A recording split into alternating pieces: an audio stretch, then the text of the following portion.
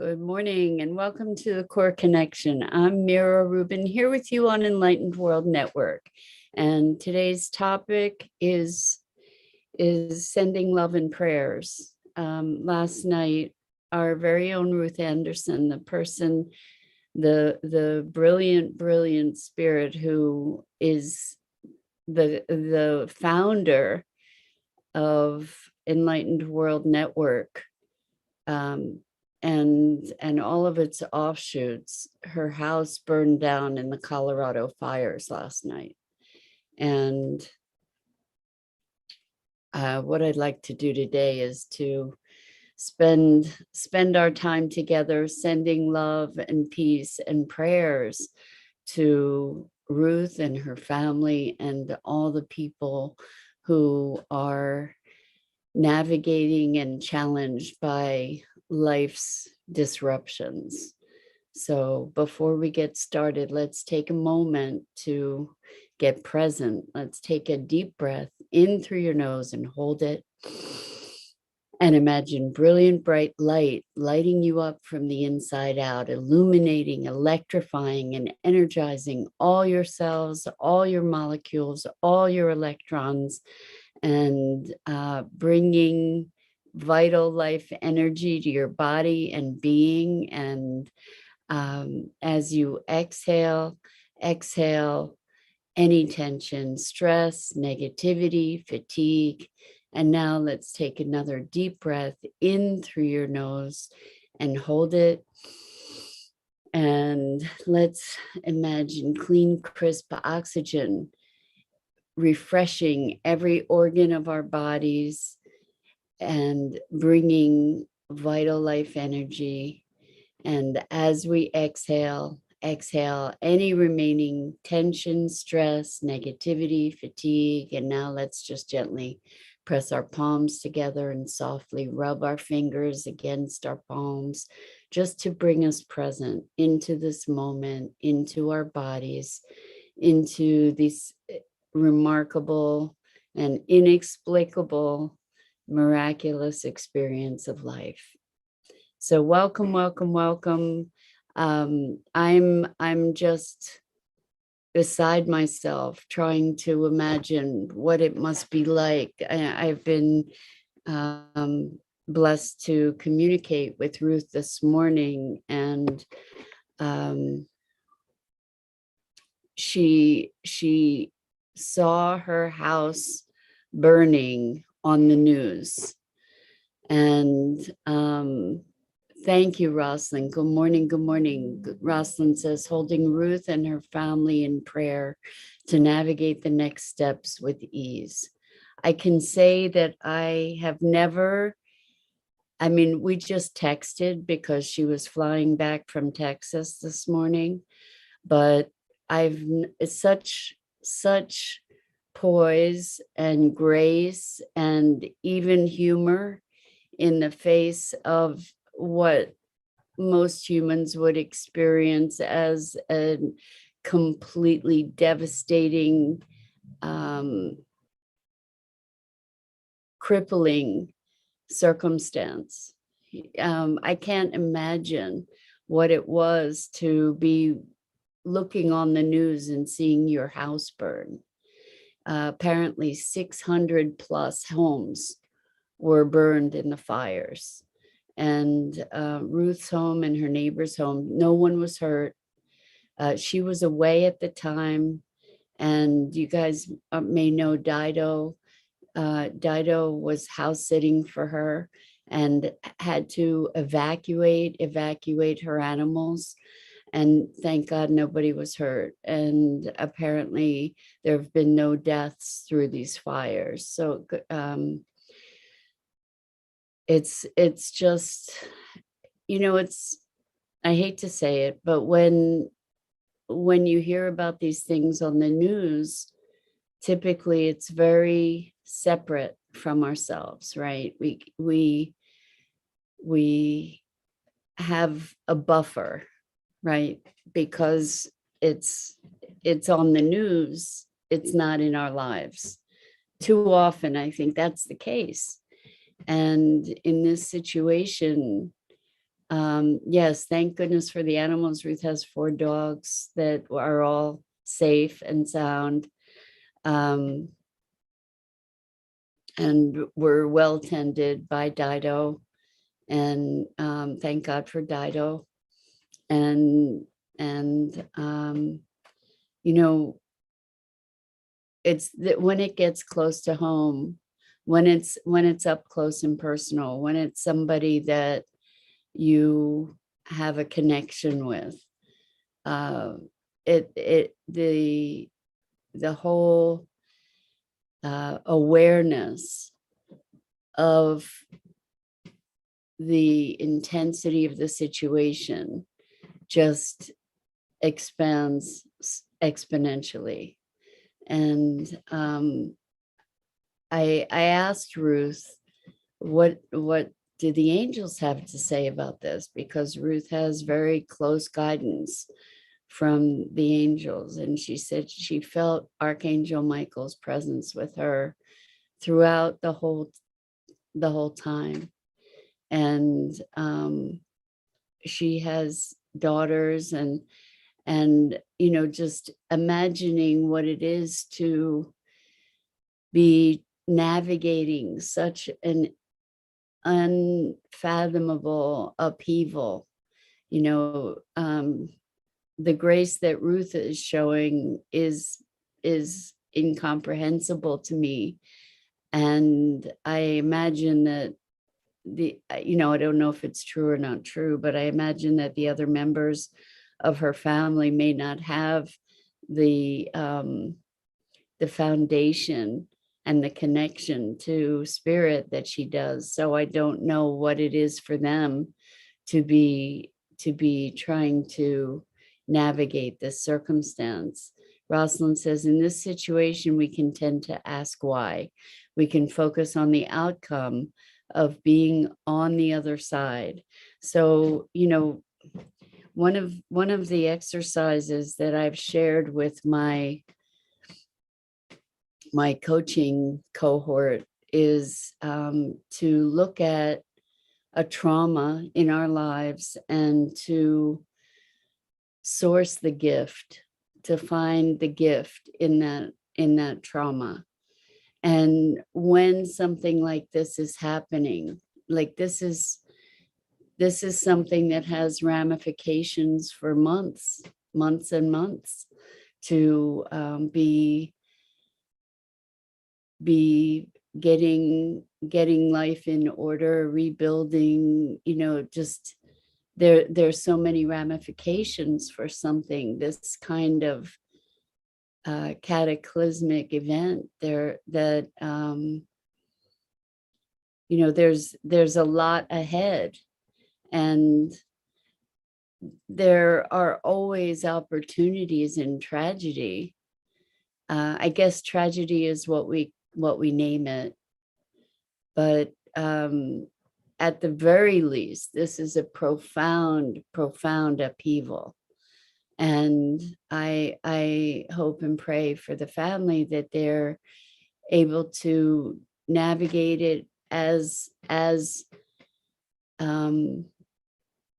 an opportunity, or as many opportunities. And I can't imagine. I was trying to imagine, here I am talking about letting go of things, and deciding which things I want to keep, and feeling my attachment to the things that I've collected over a lifetime, and to have all of that go up in flames.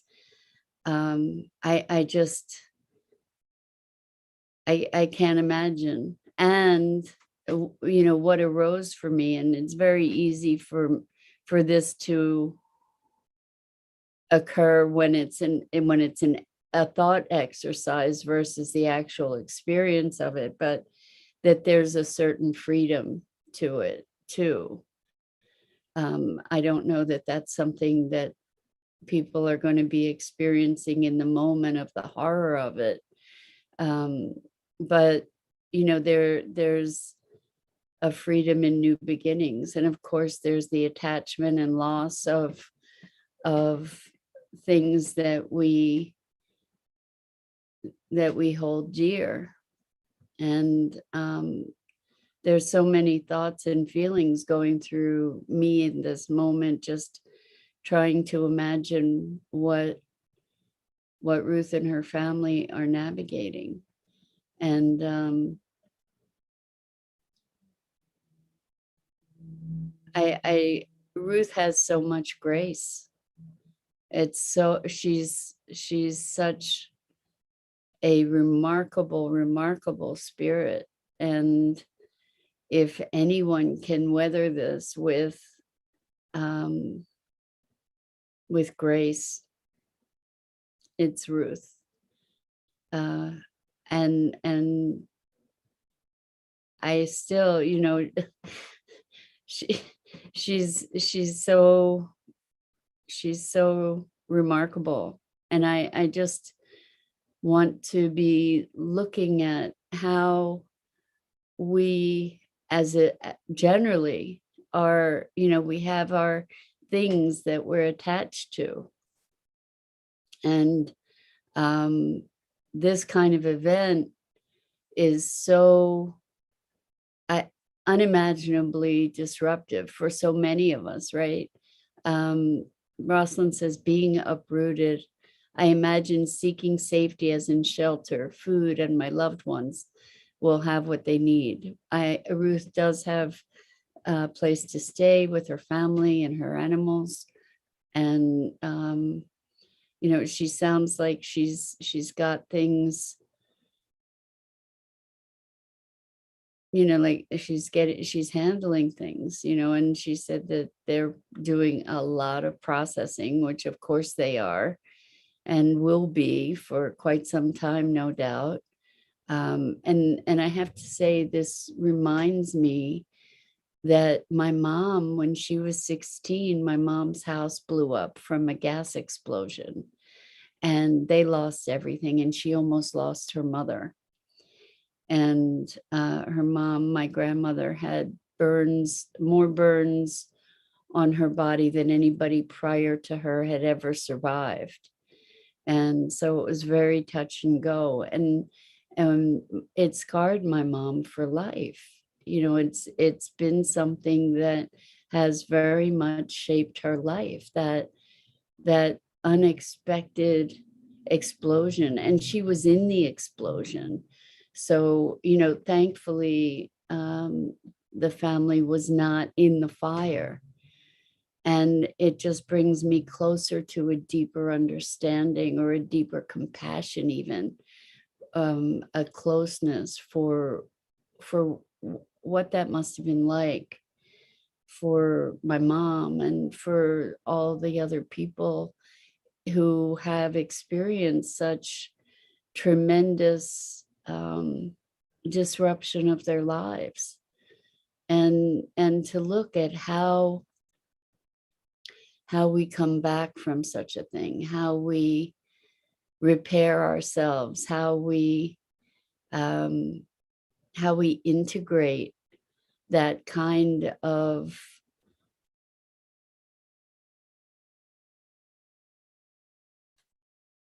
upheaval, that really can shake us to the very core of our being in terms of safety, right? Feeling safe in the world. And I know that that's not going to shift for Ruth. I know that Ruth is very deeply connected in a way that I don't imagine that her trust in the universe is going to be shaken by this. But I don't know about her family members, and the challenges that something like this presents. It's just crazy. So how do we navigate these kinds of situations? I think it's so important not to spiritually bypass And what I mean by that, to allow for the grief, to allow for the loss, to experience that, those experiences, those emotions, before moving right into trying to find the gift. Because it's such a mixed experience, like, yes, there are opportunities, but we also, it's so important to allow ourselves the space to grieve and um, to experience the loss, the rage, whatever the feelings are, to actually experience them, to allow for that as they arise, rather than just trying to transform them into something else. Good morning, Elaine. Welcome. It's great to have you here. And this morning, we're talking about the fact that last night, Ruth Anderson, who is the founder of Enlightened World Network and a tireless mentor to so many people, providing so much value and benefit, her house burned down in the Colorado fires. And thankfully, no one was hurt. Her animals are safe. She and her family are safe. Dido is the person who was watching out for her animals and house sitting, and Dido is safe, thankfully. And she was able to evacuate the animals. And, it's just such a profound event. And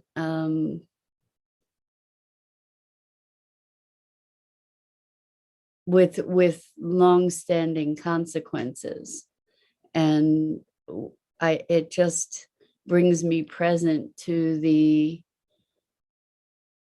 disruption that so many people experience, and the events in life that can be tragic, and yet we recognize that there are always opportunities in tragedy, in disruption, in upheaval, in trauma.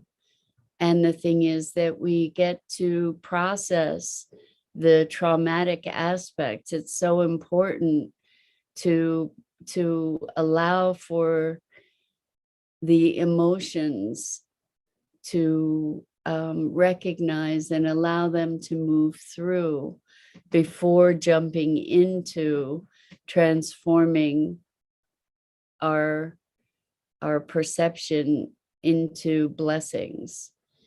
Because this kind of thing, while we may even immediately see the blessings, which may or may not be likely, is mixed, because that we do have attachments to our living space, to the memories there, to the things that are attached to the memories, to the comfort and stability, the continuity. And when these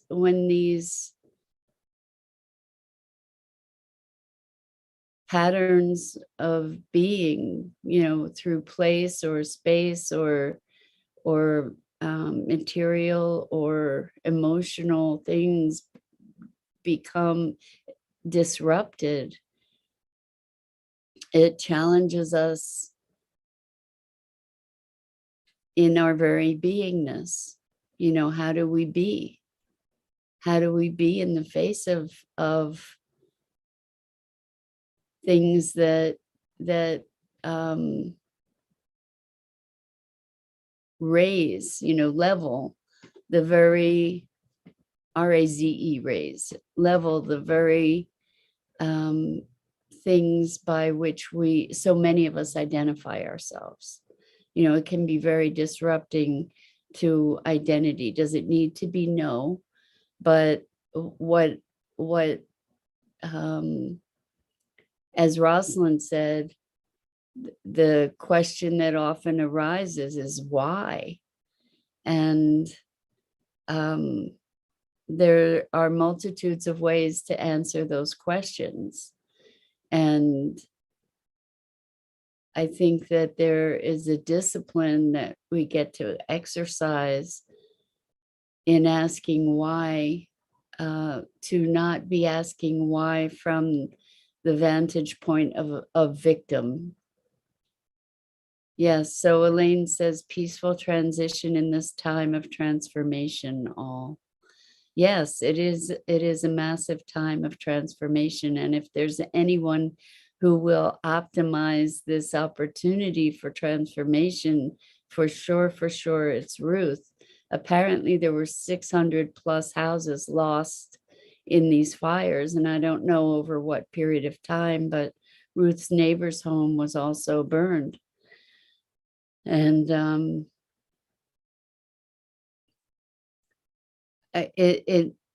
these kinds of circumstances, I encourage everyone to reach out with offers of support in whatever ways you have to be able to offer that. And certainly love and prayers and peace.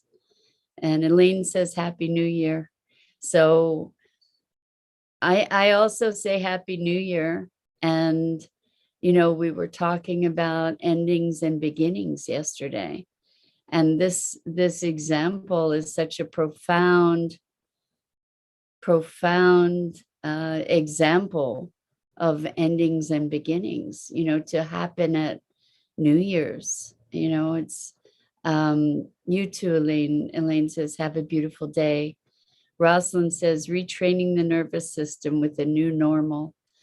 Yeah, we have the opportunity to transcend victimhood, to move to a new level of presence. There's, like I said, the grace with which Ruth navigates the world is just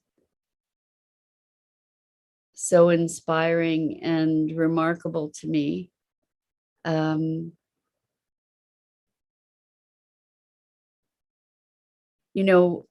I think a question rather than why that might be a really empowering question is what now or what next? Or, like what is my next best step? What is my next best action?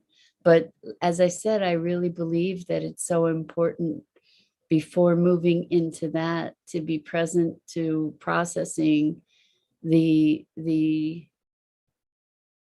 disruption. And Rosalind says, accepting, allow, and align. Yeah, to be able to recognize what's so. And part of that is that there are visceral responses to these things, like the perhaps horror, perhaps confusion. I can't imagine that there wouldn't be a deep sense of loss. And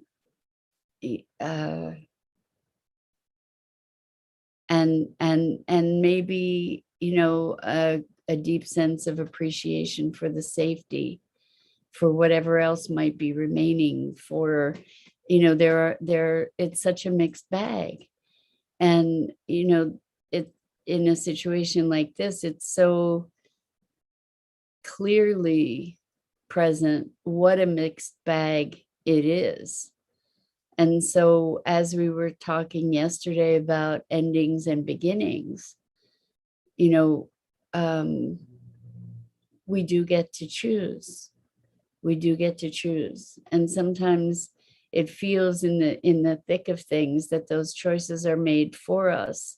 But in terms of even emotional choices, the reactivity and the shock and whatever, we move through so many feelings so quickly. And somehow, and it's kind of crazy, as we talk about endings and beginnings, that I feel like, in the scheme of things, if my house were to burn down, I would prefer that it burn down at the end of the year rather than the beginning of the new year. Somehow, it's because we do get to close the door on something. I think it's going to be really, really fresh to be closing the door on this by tonight. But we do, in any given moment, have the opportunity to choose. And the first thing is to honor our feelings as they arise. This is so important in facing anything in life, and especially moments of such profound disruption, disorientation. I have to say that it didn't, in my communication with Ruth, she sounded completely present and grounded. And that's a gift. And, when we're present, we get to be present to this moment and this moment and this moment and this moment. And I think that she's like a beacon for us to emulate in so many ways, and going into the new year to allow for a new beginning for all of us, and to be at cause, to be our own creators, to welcome this albeit manufactured kind of marker, but to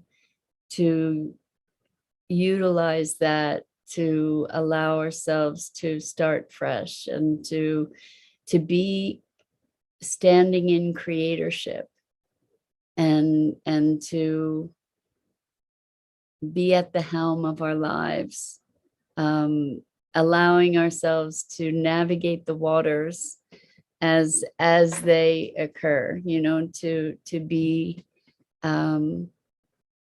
in collaboration with life as it unfolds for us. So with that, I wish you joy in the new year, health, happiness, vision, presence more than anything. I wish you presence and peace. And I can't thank you enough for everything you've given me by being here and engaging. And please do, let's send our prayers and love and energy of peace to Ruth and her family, and to all those who are navigating the challenges of life's disruptions. And it will be my pleasure and honor to see you in the new year. We get to say goodbye to 2021. It's been a challenging year, and may 2022 be filled with more grace and many blessings. So much love to you. I'm Mira Rubin. This is the Core Connection, and I go live each weekday morning here on the Enlightened World Network Facebook page. See you next year.